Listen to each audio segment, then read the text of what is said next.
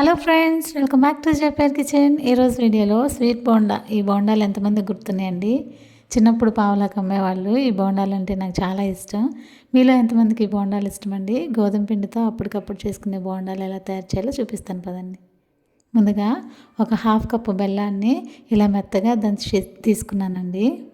దీన్ని బౌల్లో యాడ్ చేసుకొని హాఫ్ కప్కి ఒక పావు కప్పు వరకు వాటర్ పోసుకోవాలి. పోసుకొని స్టవ్ మీద పెట్టుకొని సిమ్లో పెట్టుకొని కలుపుతూ దీన్ని బెల్లం కరిగేంత వరకు కరిగించుకుంటే సరిపోతుందండి.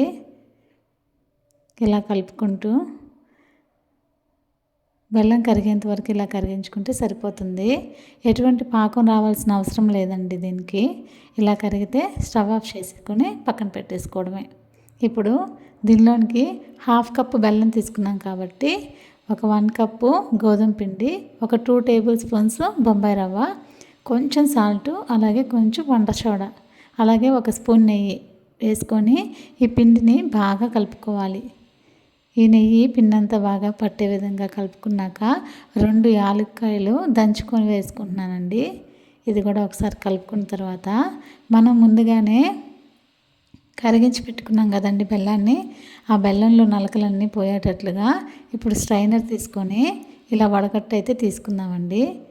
ఇలా వడకట్టడం వల్ల నలకలు ఏమైనా ఉంటే పోతాయి కదా. ఈ నలకలన్నీ వచ్చేసినాయండి. దీన్ని పక్కన పెట్టుకొని ఇప్పుడు ఈ బెల్లం వాటర్లో ఈ పిండి కలిసే విధంగా చక్కగా కలుపుకోవాలండి. హాఫ్ కప్పు బెల్లానికి ఒక పావు కప్పు వరకు వాటర్ పోసుకుంటే మనం తీసుకున్న పిండి కన్సిస్టెన్సీకి అయితే కరెక్ట్గా సరిపోతుంది. ఎక్కువ వాటర్ అయితే వేయకూడదండి. ఇలా కొంచెం జోరుగానే ఉండాలండి పిండి. ఇది ఆరిపోయిన తర్వాత ఇంకొంచెం గట్టిగా అవుతుంది.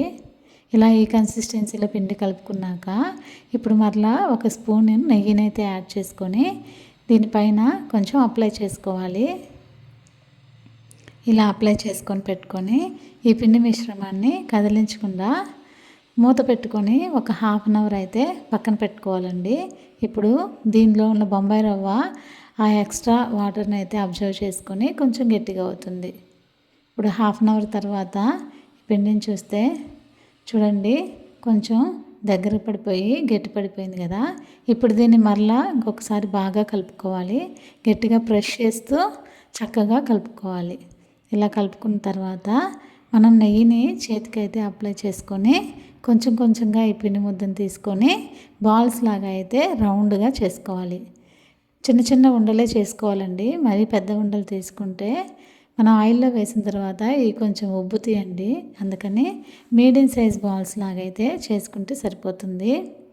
ఇలాగా ఈ పిండి మిశ్రమాన్ని అంతటినీ కూడా ఇలాగా ఉండలుగా చుట్టుకొని పక్కన పెట్టుకోవాలి. ఇప్పుడు మొత్తం పిండి అంతటిని కూడా ఉండలుగా చేసుకున్నాను. ఇప్పుడు దీన్ని చాక్ తోటి కొంచెం ఘాట్లు పెట్టుకోవాలండి. ఇలాగా మరీ లోపలికి ప్రెస్ చేయకుండా పైన వరకు కొంచెం ఇలా ప్రెస్ చేసి మళ్ళీ రౌండ్ బౌల్ లాగా చేసుకొని పెట్టుకోవాలి. మిగతా ఉండలన్నిటికి కూడా అలాగే పెట్టుకోవాలి. అంతేనండి. నేను ఇది ప్రిపేర్ చేస్తున్నప్పుడే స్టవ్ మీద ఆయిల్ పెట్టి ఉంచాను. ఇప్పుడు ఈ ఆయిల్ కాగిందో లేదో ఒకసారి చెక్ చేసుకుందాం. ఆయిల్ కాగిందండి. మీడియం హీట్లో ఉన్నప్పుడే మనం ఈ బోండాలను వేసుకోవాలి. మరి హై ఫ్లేమ్లో అయితే వేసుకోకూడదండి. ఫ్లేమ్ని మీడియంలో పెట్టుకోవాలి. అలాగే ఆయిల్ కూడా మీడియంగానే హీట్ అయి ఉండాలి. ఆయిల్లో వేసిన వెంటనే కూడా కలపకూడదండి.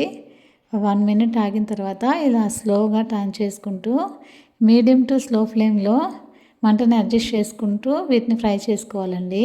లేదంటే ఈ గోధుమ పిండితో చేసాం కాబట్టి పైన కలర్ వస్తే కానీ లోపల ఉడకవండి. ఇలా ఈ కలర్ వస్తే తీసేసుకోవటమేనండి. ఇలాగ అన్ని బోండాలని తీసేసుకొని ప్లేట్లోకి సర్వ్ చేసుకోవటమేనండి. ఇంతేనండి, మన టేస్టీ స్వీట్ బోండా అయితే రెడీ అయిపోయింది. చాలా అంటే చాలా బాగుంటాయండి ఈ స్వీట్ బోండాలు.